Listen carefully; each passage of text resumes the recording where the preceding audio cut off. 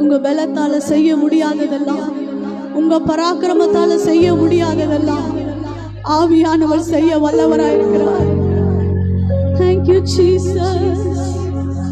Not by power, not by strength, but by my spirit. ஆவியானவர் வரும்பொழுது உங்க பலன் ஒன்றும் இல்லை, உங்க பராக்கிரமம் இதெல்லாம் நான் செய்து பார்த்தேன், ஆனா எனக்கு இது வாய்க்கவே இல்லைன்னு இந்த காலவேளையில வந்திருக்கிறீங்களா? ஆவியானவர் சொல்லுகிறார், உங்க பலத்துல ட்ரை பண்ணாதீங்க, உங்க பராக்கிரமத்துல ட்ரை பண்ணாதீங்க, என் ஆவியினா எல்லாமாகும்.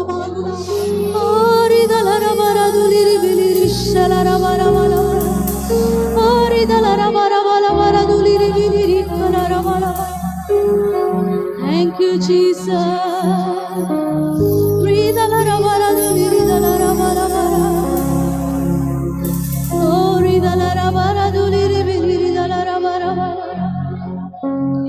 Thank you, Jesus. ஒரு உள்ளங்கை மேகம் எழும்பட்டுமே, மழையாய் பெய்யட்டுமே.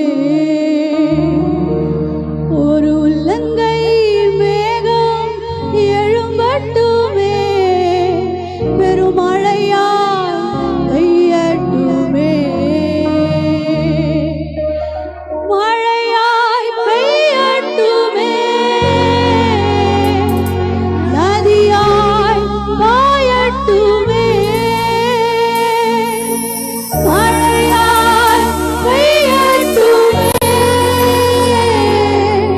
நதியாய் பாயட்டுமே. உள்ளங்கை மேகம் எழும்பட்டுமே, எழும்பட்டுமே.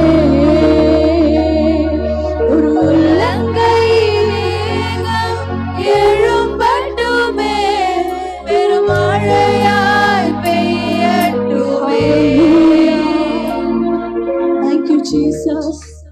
1 ராஜாக்கள் 18 நம்ம வாசிக்கிறோம், இப்ப வாசிக்க வேண்டாம். எலியாவுக்கு தெரிந்தது பெருமழையின் இரைச்சல் சத்தம், ஆனா அவங்க பார்த்தது ஒரு உள்ளங்கை மேகம் தான். இன்னைக்கு கால வேளையில நீங்க எதை பார்க்கிறீங்க என்பதில்லை, உங்க இருதயத்துல நீங்க எதை விசுவாசிக்கிறீங்க. பெருமழையின் இரைச்சல் சத்தம் உங்க இருதயத்துல கேட்குதுன்னா, ஒரு உள்ளங்கை மேகத்தை நீங்க பார்த்தீங்கன்னா அதுல இருந்து பெரிய பெரிய ஆசீர்வாதங்களை உங்களுக்கு தர அவர் வல்லவராயிருக்கிறார். அதை உணர்ந்தவர்களாய், அதை நம்புகிறவர்களாய், பரிசுத்த ஆவியானவர் மழையாய் பெய்ய